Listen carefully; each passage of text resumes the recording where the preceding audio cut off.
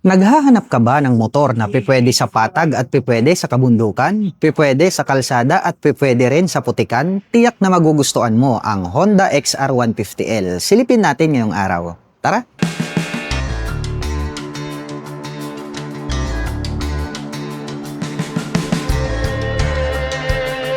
Ang brusko din po pala nito pong Honda XR150L. Ito pong kanyang mga turn signals, naka-bulb type po ito at located po ito rito sa bandang itaas.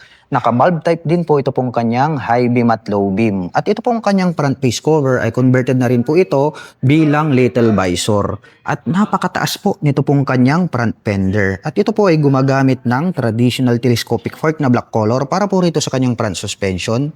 Mayroon na rin po pala itong rubber protector.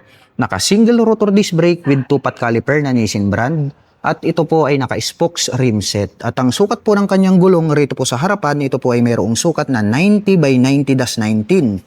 At naka-dual purpose pattern tires ito pong kanyang gulong. Naka-fully digital meter panel display po ito at mayroon po itong 2-button selector dito po sa kaliwa. At ito po ay gumagamit ng mechanical key para po rito sa kanyang ignition. Naka-naked handlebar po ito na glossy black color. At pagdating naman po sa kanyang mga button selector, mayroon po itong high beam and low beam, turn signal selector at horn.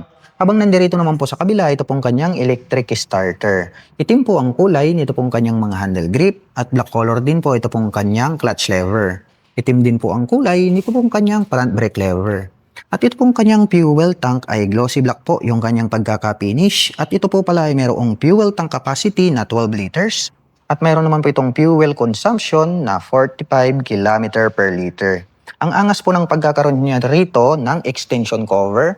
May nakalagay po rito na 150L tapos XR na decal. At ito pong kanyang upuan, malapad po ito. Halos kasing lapad po ng upuan ng Supremo 150. At ang nagustuhan ko rito, napakalambot po. Ito pong kanyang upuan kaya comfortable sakyan. Itim naman po ang kulay nito pong kanyang set cover. May nakalagay naman po rito na Honda in white color. At ito pong kanyang integrated na grab bar ay converted na po ito as rear carrier. Pwede na po kayong mag-install dito ng top box straight out from casa. Ang Honda XR150L po ay meron po itong seat height na 834mm at meron naman po itong ground clearance na 245mm. Ngayon naman po ay susubukan nating sakyan para maipakita ko sa inyo kung gaano nga ba ito kataas. Mataas po pala ito. Asahan na po natin yan dahil ito po ay dual purpose na motorsiklo. Para po sa mga magtatanong, ang height ko po ay 5'6". Makikita nyo naman, tiptoe tayo, konting-kunti lang naman. At sa tansya ko naman ay kayang-kaya po itong maabot ng mga 5'3" and above. At para po sa mga gustong maglabas, dito po ang ating Honda XR150L ay maaari nyo po akong i-PM at i-message. At kung naghahanap naman po kayo ng mga accessories gaya po ng crash guard, rear carrier, top box side panners, motorcycle cover, o di kaya helmet, ay ilalagay ko din po yung link dyan po sa description box sa ibaba para hindi na po kayo mahirapang maghanap. At ito po pala ay equipped with 5-speed manual transmission. Ito pong kanyang engine cover ay gray color po ito at may naka-intact naman po rito na Honda. Ang angas din po ng dating nito pong kanyang chain cover.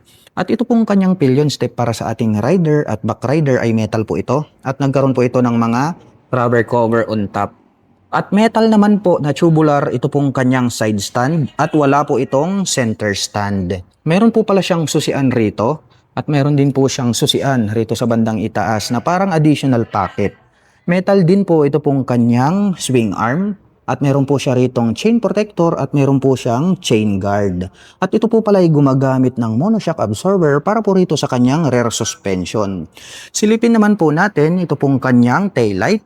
Naka-bulb type po ito pong kanyang brake light, habang naka-pop up naman po ito pong kanyang mga bulb type na turn signals. Meron po itong plate light at ito pong kanyang rear fender, ang kanya pong nagsisilbing plate holder. Meron po siyang additional na light reflector dito po pala sa bandang dulo. Mapunta naman po tayo rito sa kanyang rear braking system. Ito po ay naka-drum brake. Upgraded na po itong kanyang drum brake ko, iba na po yung kanyang style. At ito po ay naka-spokes rim set. At ang sukat po ng kanyang gulong rito po sa likuran, ito po ay mayroong sukat na 110 by 90-17. At naka-dual purpose pattern tires po ito pong kanyang mga gulong. Itim po ang kulay nito pong kanyang pipe at head protection guard. Habang chrome color naman po ito pong kanyang tip at mayroon po itong single exhaust. At ang kagandahan po pala nito pong ating Honda XR150L ay mayroon pa po itong kick starter. Bukod dyan ay mayroon din po itong electric starter. At metal naman po na gray color ito pong kanyang foot brake. Pag-usapan po natin ang kanyang engine specifications. Ito po ay mayroong 149 cubic centimeter engine displacement to be exact. Naka single cylinder, single overhead cam, horse stroke with 2 valve. At ito po ay nakakapag-provide ng maximum power na 8.72 kilowatt at 8,000 RPM. Habang nakakapagbigay naman po ito ng maximum torque na 12.1 Newton meter at 6,000 RPM. At ang presyo po ng Honda XR150L ay nagkakahalaga po ito ng 97,900 pesos. At kung gusto mo pong kumuha ng hulugan ay kailangan mo pong mag-down payment ng 11,800 pesos. At mayroon po itong monthly installment na 4,931 pesos sa loob ng 3 taon.